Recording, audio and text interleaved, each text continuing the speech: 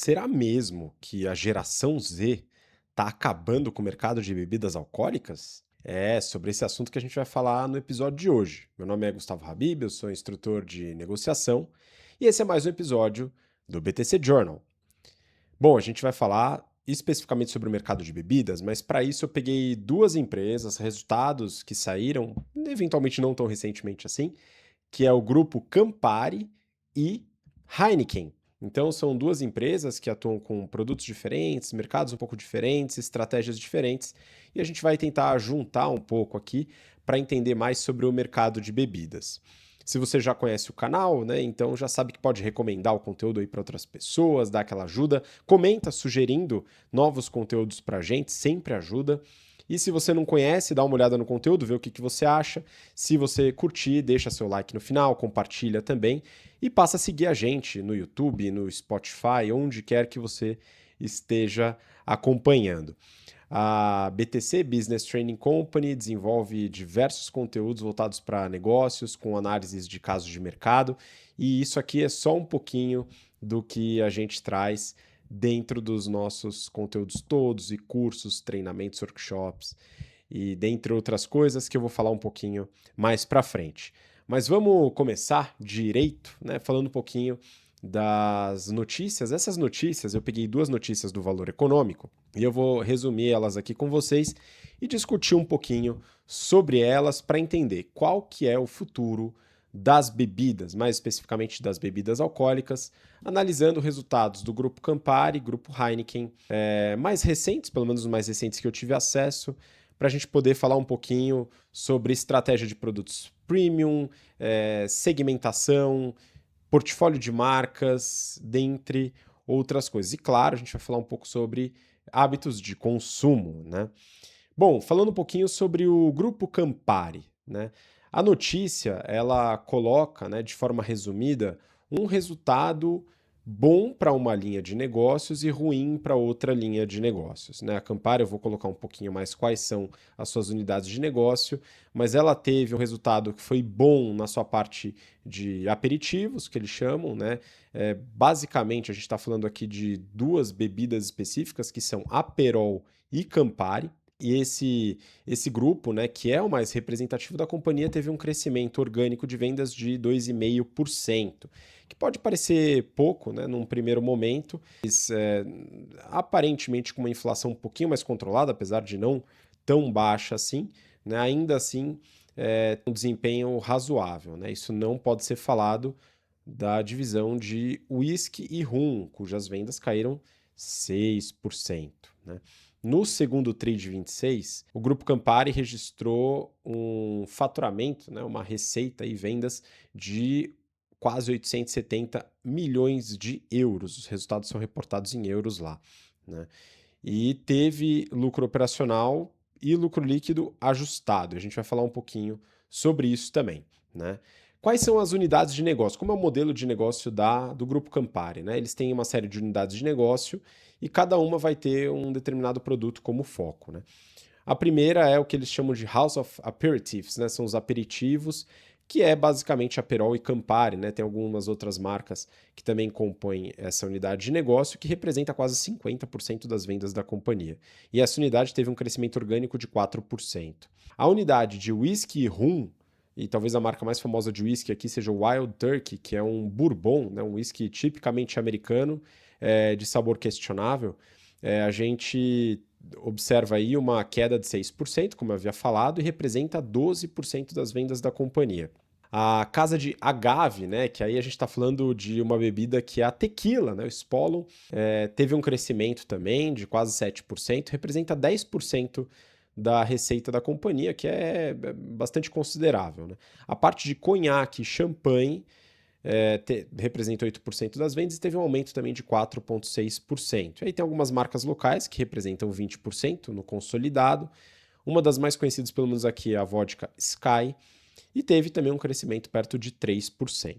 Quando a gente faz o breakdown por região, a Europa é a região mais presente dentro do grupo Campari, representa aí 46% das vendas. América do Norte, 36%, aí tem mercados em desenvolvimento, e Ásia-Pacífico e GTR, né? GTR são as vendas em locais de viagem. Basicamente, a gente está falando aqui daquelas lojas de aeroportos que têm eventualmente isenção de impostos, né? Os duty frees, e também né, em divisas, né? Enfim, dentre outros lugares onde você tem esse modelo de viagem.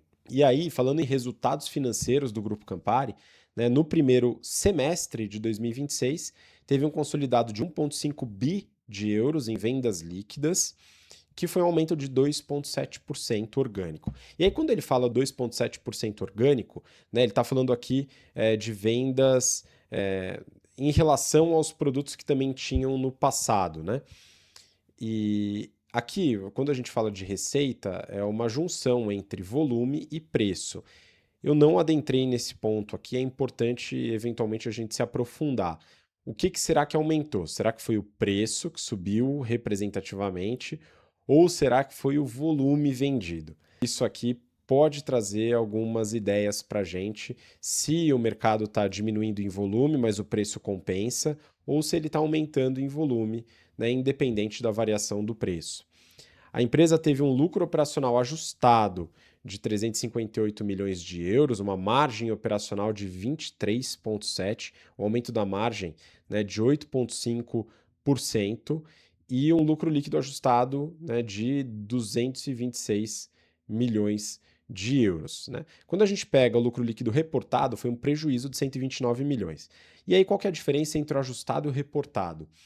O lucro líquido ajustado, ele faz eventuais questões não recorrentes, né? Quando a gente pensa, por exemplo, em baixas contábeis, quando a gente pensa em isenção ou pagamento adicional de impostos por alguma questão tributária. Enfim, tem uma série de motivos que fazem com que você tenha que ajustar o lucro para poder fazer uma análise mais robusta. A gente fala bastante sobre isso nas aulas de finanças corporativas do General Business Program e do Strategy and Finance. Inclusive, o Strategy and Finance ele já está rodando, né? Não tem como mais entrar no curso, mas o General Business Program, para você que está entrando no mercado de trabalho, ele é desenhado para você. Ele está com inscrições abertas, as turmas começam nessa semana. Tá? Então, se você quiser aproveitar as últimas vagas, é a sua última oportunidade de participar do curso e aprender né, a analisar esse tipo de coisa com mais robustez. Né? O EBITDA ou EBITDA ajustado né, de 430 milhões de euros mostra aí uma saúde da empresa interessante. Né? E tem até um fluxo de caixa livre recorrente, bem pequenininho, 19 milhões de euros, né? Pequenininho né? Em comparação ao volume da companhia. Mas é uma empresa que está conseguindo passear dentro de um mercado que enfrenta as suas dificuldades. Né? E é uma empresa alavancada, mas controlada. Né? Tem uma alavancagem, uma relação entre dívida líquida e EBITDA de 2,6 vezes, né? Ou seja, precisa de 2,6 EBITDAs para poder bancar sua dívida líquida, né? Seria mais ou menos esse o entendimento. Tá? Então, apesar de alguns desafios, né? Fluxo de caixa livre negativo, lucro líquido reportado negativo, por eventos não recorrentes, a gente tem uma empresa que está conseguindo se sair bem. E aí eu vou falar um pouquinho sobre a Heineken para a gente poder entender o que está acontecendo de fato. Né? É importante a gente fazer uma análise também de mercado e não só individualmente da companhia para entender o que está acontecendo, por que está acontecendo e quais são os direcionadores né, de determinados resultados. Então vamos lá para a Heineken. Né? Falando um pouquinho da notícia, né? O que a notícia do Valor Econômico ela traz para a gente. Ela mostra o lançamento do Mais Equilíbrio, que é um novo produto da Heineken. De certa forma, organiza o portfólio dentro do ponto de venda focado nos produtos mais light, entre aspas, né? E aqui light pode significar tanto em caloria como em álcool, né, pessoal? Então, eles lançaram esse Mais Equilíbrio. A ideia é que você pegue um espaço na loja onde você vai concentrar produtos sem álcool, com pouco álcool, menos calorias, sem glúten, para que o consumidor saiba que aquele local é o local das bebidas saudáveis, né? Bem entre aspas mesmo, né, pessoal? Mas tudo bem. A meta da Heineken é chegar a com esse modelo mais equilíbrio, a mais de 150 pontos de venda até o final do ano. E a ideia é responder ao dado de que as pessoas estão se preocupando mais com a saúde. Isso já vem sendo estudado há muito tempo e a gente tem um dado bem curioso que é a perda de valor de mercado no setor de bebidas alcoólicas. Né? Quando a gente pensa nos maiores fabricantes de cerveja, vinhos e destilados, né? Eles perderam mais ou menos 800 bilhões de dólares de valor de mercado desde o pico que foi em 2021. Né? Então, é uma perda representativa de valor de mercado, dado tendências de queda de volume e de mudança de hábito de consumo. A geração Z contribui com essa mudança? Certamente contribui. A gente tem também uma série de estudos que mostram isso. Inclusive, tem um livro muito bom chamado iGen. É um livro já um pouquinho mais antigo, mas bem robusto, muito recheado de pesquisas, né? E esse livro mostra uma série de mudanças de hábito de consumo e de hábitos de comportamento da nova geração, né? Eles chamam de iGen, né? Mas enfim, geração Z tá meio mais ou menos naquele lugar, né? O pessoal que hoje deve estar na casa dos 20 e poucos anos. E esse livro traz uma série de dados e pesquisas que mostram, dentre outras coisas, uma redução significativa no consumo de bebidas alcoólicas. E aí a gente tem uma adaptação, né, de certa maneira. A Heineken buscou adaptação com mais equilíbrio, trazendo, por exemplo, a cerveja sem álcool. Né? Então você tem a Heineken Zero, você tem outras cervejas do grupo sem álcool ou sem glúten ou com menos álcool, né? Que são as escolhas que eles chamam aí de equilibradas. Né? Esse portfólio das escolhas equilibradas cresceu 2 dígitos altos, né? Então a gente está falando aqui, cresceu bastante no primeiro semestre de 2026. E aí o foco dos pontos de venda é realmente supermercados, né? Que é uma área que a Heineken supera a Ambev, pelo menos segundo a notícia. Pensando no modelo de negócio da Heineken, a gente tem algumas unidades de negócio e a aposta nessa linha de produto que pode ser chamado também de LONO, né, ou Low or No Alcohol, né, alguma coisa nesse sentido, que envolve também outros tipos de bebida, né, não só cerveja, mas principalmente cerveja no caso do portfólio da Heineken. A gente tem 5 unidades de negócio, basicamente, a unidade Premium, né, onde a Heineken ela teve um aumento de volume até considerável. Uma coisa interessante é que boa parte do aumento de volume está relacionado com África, Oriente Médio e Ásia-Pacífico, principalmente Ásia-Pacífico. Existe uma tendência de aumento de consumo de bebidas alcoólicas na Índia, na China e em outros países da Ásia. Então, isso daqui contrasta com Américas e Europa. Então, quando a gente pega o volume total por região, né, voltando aqui por região, né, a gente tem a África e o Oriente Médio com um aumento orgânico de volume de produção, não estou falando de receita. Lembra da discussão sobre o Campari? Se a receita, né, o que contribuiu com o aumento da receita, se foi o volume, se foi o preço? Aqui eu estou falando do volume, que é uma análise mais interessante quando a gente tem hábito de consumo, né, e quantidade vendida. Né? O preço, a gente tem uma série de estratégias que a gente aborda, por exemplo, no nosso curso de estratégia de pricing, que esse sim está com inscrições abertas. Se você quiser participar, né, entender como trabalhar a estratégia de precificação baseado em volume, baseado em retorno, baseado em produto e portfólio, dentre outras coisas, para precificar direito, para saber como entrar no mercado, quando entrar no mercado. Né, são várias estratégias, com um monte de modelo, caso de mercado. O curso é feito para você, faz total sentido e é muito legal o curso, tá? Então vale muito a pena. Aqui a gente está falando de volume, especificamente. Né? Então, África, Oriente Médio e Ásia-Pacífico com aumento. A Ásia com mais de 10% de aumento orgânico, né? Um negócio impressionante. O pessoal gosta bastante de beber lá. E Américas e Europa com uma queda orgânica de volume, demonstrando essa nova tendência. Mas essa tendência, como eu falei, ela é regionalizada. Voltando às unidades de negócio, né? A gente tem a unidade premium, né? Basicamente a Heineken, com aumento de volume muito focado em Ásia e Oriente Médio e África. As marcas globais, né? Heineken, Amstel, Tiger, Desperados, né? Também com aumento de volume. E as marcas mainstream, né, que são marcas locais, né, com uma queda de volume. A divisão que mostra o sem álcool ou com pouco álcool, né, essa sim com aumento muito representativo de volume, eles colocam 2 dígitos.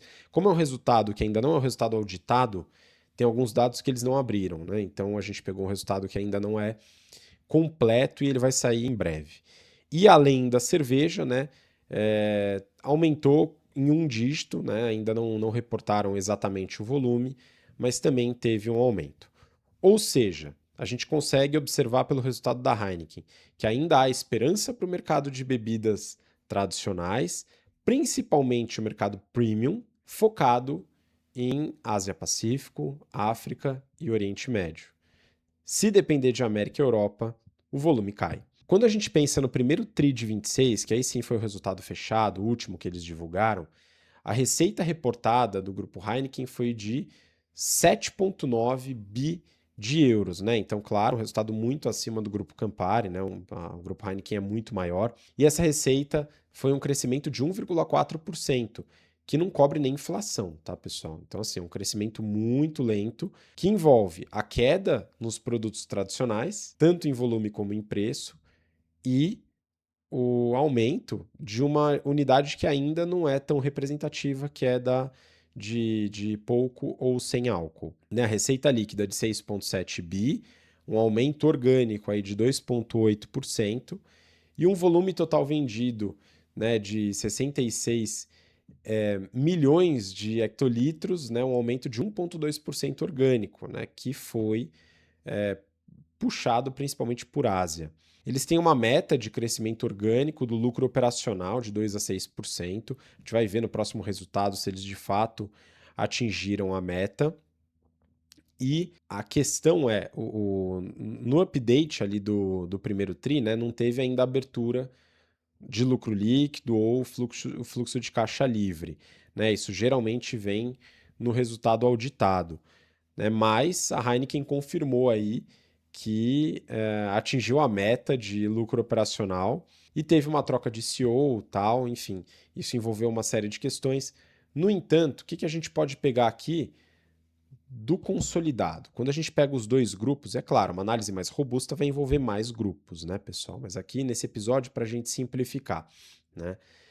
A gente está falando de um mercado de bebidas que vai ter uma queda de volume, com exceção do mercado asiático, África e Oriente Médio, mais escolha que se reflete em um mercado premium com um pouquinho mais de foco e margens crescentes, também por causa dessa opção pelo mercado premium.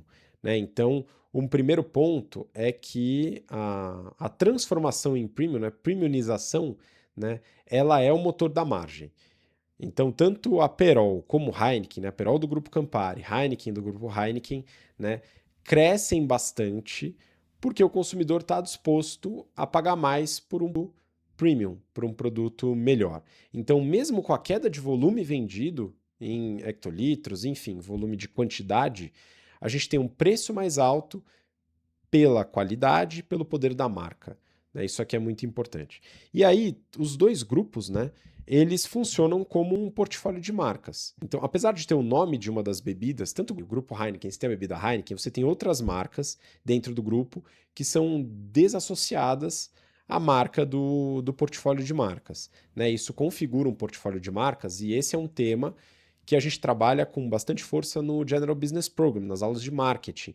A gente fala sobre a diferença entre as estratégias. Você trabalhar com uma marca única, é o caso de uma Samsung, por exemplo, né, onde ela trabalha a marca Samsung para celulares, para uma roupa, máquina de lavar louça, televisão e etc. Onde você tem uma derivação próxima de marca, que é o caso da Nestlé, por exemplo, onde você tem produtos Nestlé, você tem Nestlé Leite Moça, você tem Nescafé, Nescau, que envolve uma proximidade com a marca pioneira, vamos dizer assim, e você tem um portfólio de marcas, onde você pega marcas completamente associadas, com outras identidades visuais, com times de marketing separados, e aplica isso. E a gente coloca as características dessas duas estratégias. Tá? Então, se quiser conhecer um pouco mais, com uma porrada de caso de mercado, o GBP está com as inscrições abertas para você poder acompanhar e fazer a sua própria análise, implementar isso na sua empresa, enfim, né, buscar uma alavancagem boa de carreira, mostrando esse tipo de conhecimento também. O segundo ponto, né, bem-estar deixou de ser nicho. Como assim, né?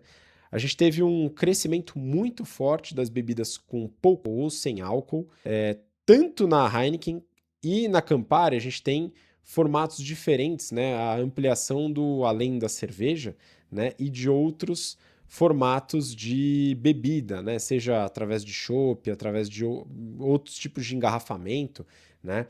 Mas a questão do bem-estar ela é muito importante. A gente tem uma redução do valor de mercado das empresas de bebidas alcoólicas e a gente tem um sustento, tanto de receita como também de valor de mercado, para empresas que se adaptam a essa nova realidade. Tá? Então, não é mais nicho, já passou a ser volume essa ideia do bem-estar. A gente tem categorias tradicionais sob pressão, como por exemplo o Bourbon nos Estados Unidos, o Wild Turkey, né, uma queda representativa ali do mercado de whisky nos Estados Unidos, e o mainstream global, né, da Heineken, que são as marcas mais locais, né, mais populares, perdendo espaço para diferentes marcas, marcas premium e outros tipos de bebidas de ocasião. E os mercados emergentes puxam um crescimento, né? Aqui, mercado emergente, não estou falando de América Latina, estou falando basicamente de Ásia, Oriente Médio e África, né, que estão de fato representando o grande crescimento das bebidas alcoólicas, né? Então, para sumarizar, a gente tem a seguinte conclusão: o mercado de bebidas alcoólicas definitivamente não morreu e não vai morrer, né? Ele segue crescente puxado por Ásia-Pacífico. Esse é um ponto importante. No Ocidente, né, ele tende a ter um arrefecimento. No entanto, existe uma compensação em receita pela característica de venda das marcas premium. Então, o mercado de bebidas alcoólicas, ele segue, hein, pessoal? Apesar da geração Z beber menos. É claro que com o tempo, a geração Z passando a ser a maior parte da população, isso tende a arrefecer um pouco mais. No caso da transformação do portfólio, as bebidas com pouco álcool, sem álcool, têm um crescimento fenomenal. A gente fez essa análise já num episódio do BTC Journal há algum tempo atrás sobre a Ambev e o crescimento dessas unidades de negócio que trabalham sem álcool, com pouco álcool ou produtos saudáveis, tá? Então, saudáveis eventualmente entre aspas, tá, pessoal? Mas existe essa tendência. A empresa que se adaptar a essa tendência, ela ainda assim vai conseguir excelentes resultados. Eu acho que a Heineken está fazendo.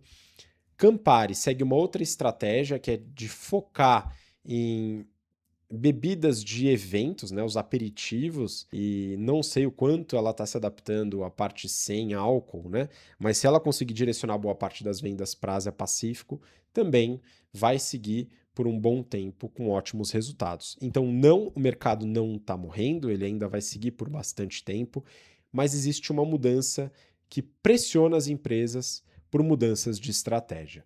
Entender bastante sobre um portfólio, né, seja do mercado de bebidas ou de outros mercados, analisar a House of Brands, né, o portfólio de marcas, a transformação de um mercado premium e fazer uma boa análise de precificação, de impacto da marca, né, e de compensação de preço no volume, elasticidade de preço, leitura de resultados trimestrais, análise de alavancagem, análise de lucro ajustado, lucro operacional e EBITDA, qual a diferença de EBITDA e geração de caixa. Tudo isso é trabalhado muito nos cursos da BTC, né?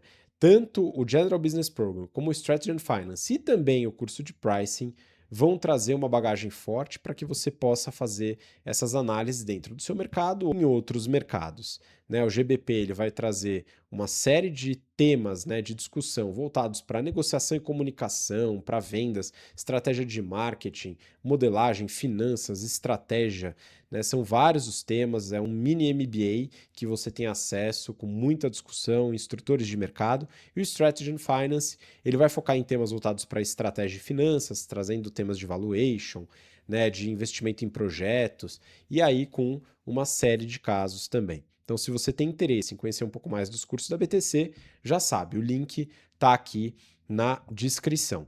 E espero que essa análise tenha sido, né, proveitosa, que você tem entendido um pouco mais do mercado de bebidas com a análise dessas duas empresas e também, né, para não cair em eventuais histórias que podem ser contadas. Ah, o mercado de bebida está acabando, né? Já era, ninguém mais vai tomar bebida alcoólica, né? As empresas estão ferradas e vão quebrar, né?